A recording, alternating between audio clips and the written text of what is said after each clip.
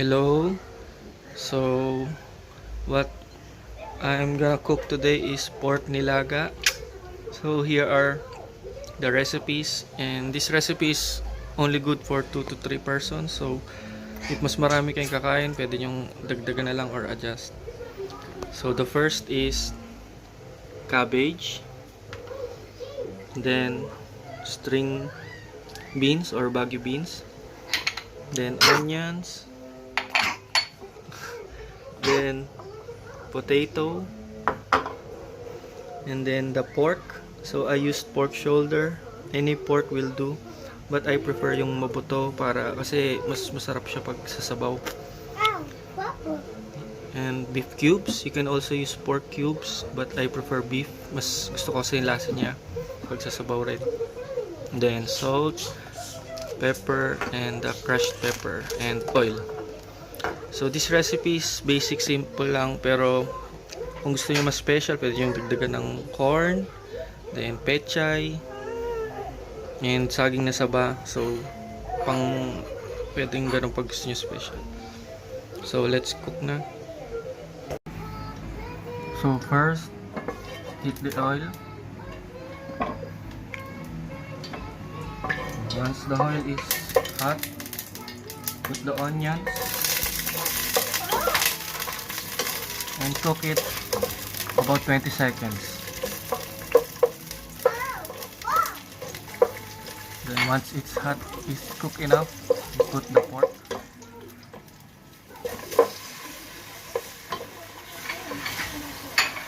Put it there. So cook the pork until it's brown. Also put some crushed peppers.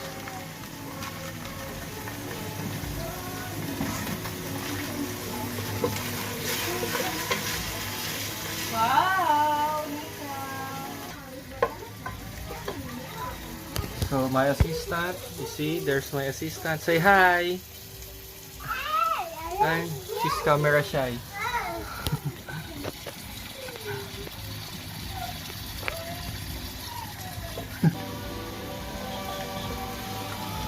So once the pork is cooked, gonna put now is the water.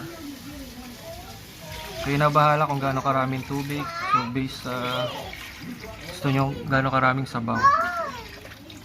So if may kayo sa sabaw, dagdagan yung tubig, then adjust nyo na lang din yung asin, paminta, and mga pampalasa.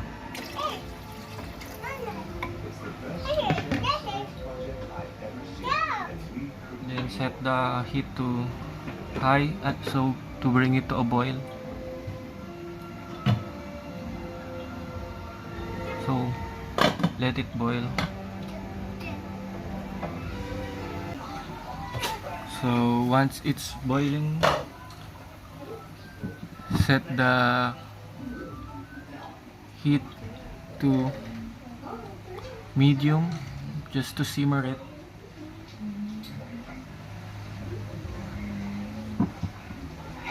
So simmering will take around 30 to 40 minutes. But if you're using pork, beef, it will take around 1 hour or more. So we'll put the beef cubes, then let it simmer for 30 to 40 minutes. So close nyo muna ulit.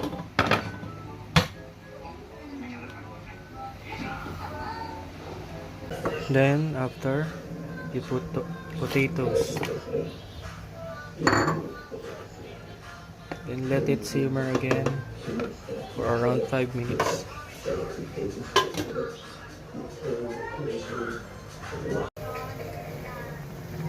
Then after 5 minutes, you put in the green vegetables and leafy vegetables. So the beans and cabbage. Then cook this around 5 minutes. Make sure you do not overcook the vegetables. Dapat half cook lang siya. Kasi pag na-overcook mo siya, magsasagi siya. Dapat half cook lang, so may pagka-crunchy pa rin siya. So close again. So it's it's done. So here is the finished product.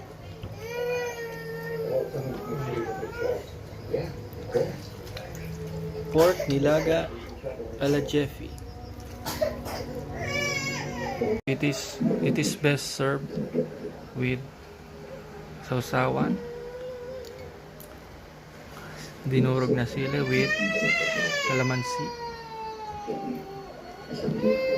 and syempre patis.